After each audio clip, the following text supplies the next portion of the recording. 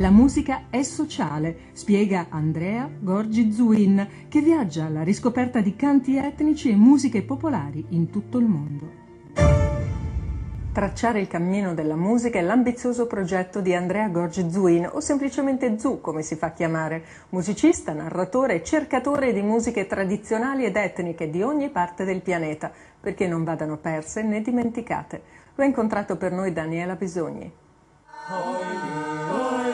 Glielo dire, oi la, glielo dire, la la la, oi la, glielo dire, oi la, glielo dire, la la. Questo è il gruppo Canti dell'Aia che tramanda la tradizione orale della musica sabina, canti popolari non scritti, patrimonio laziale ormai conservato solo dalla memoria dei più anziani. Siamo a Collevecchio Sabino, in un piccolo borgo privato, dove Andrea Gorgi Zuin, con la sua presenza, ha fatto ancora una volta da catalizzatore di quella musica in via d'estinzione che rappresenta il patrimonio culturale di un popolo.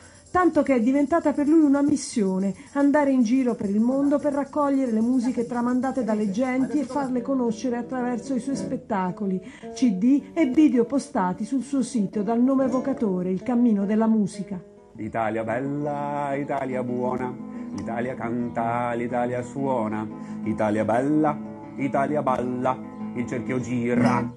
Per me capire con chi ho a che fare, capire i codici sociali di una comunità o di un gruppo di persone, il modo più semplice è proprio quello di passare per la loro musica, che sarebbe come un filtro per arrivare però a quello che mi interessa molto di più, che è proprio l'essere umano.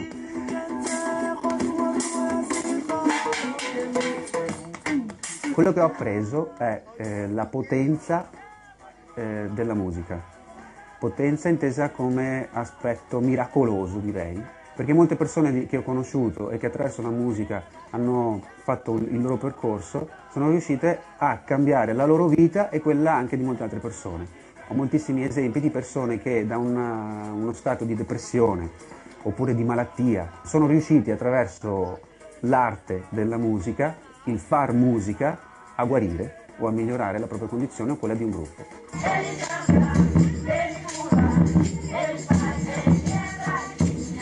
Questo per esempio è musica come antidepressivo delle donne brasiliane. Queste signore che soffrivano di depressione per vari motivi, a volte violenti, c'erano persone che erano maltrattate o donne che avevano problemi di dipendenza da alcol, donne a cui avevano ammazzato il figlio malamente, in modo violento, che avevano trovato rimedio negli antidepressivi, quindi nella medicina clinica. Passavano tutta la giornata dormendo, disinteressate della loro vita, svuotate della vita. Attraverso questo progetto sono riuscite a ritornare a vivere, semplicemente cantando le canzoni di quando erano bambine, tenendosi per mano.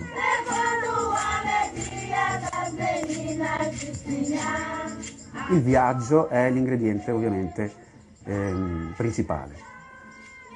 È un viaggio che però ha anche un progetto, ossia quello di appunto documentare le musiche tradizionali, e poi mi occupo di raccontare questi viaggi attraverso degli spettacoli, quindi diventa una performance.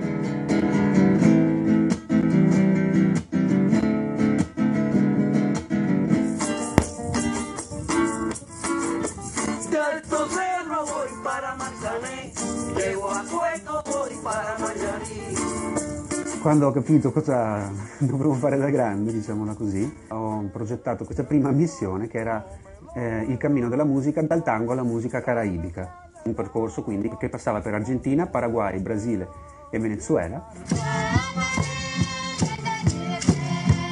Poi mi sono reso conto che per confrontarsi con altre culture era necessario conoscere la propria, quindi mi sono messo in strada con questo progetto.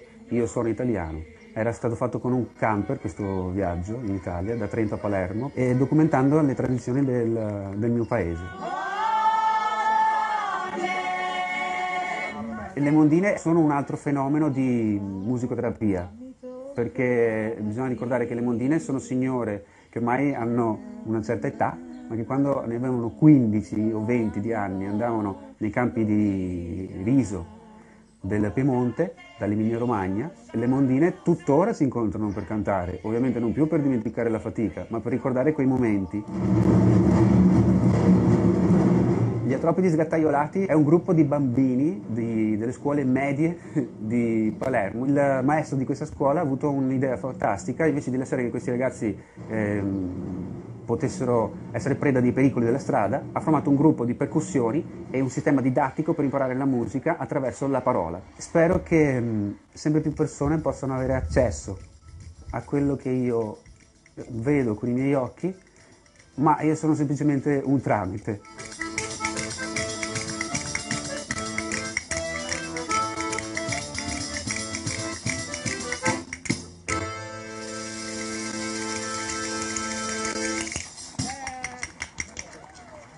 È tutto per questa puntata. TG2 Storie torna come sempre tra una settimana. Arrivederci sabato prossimo e buonanotte.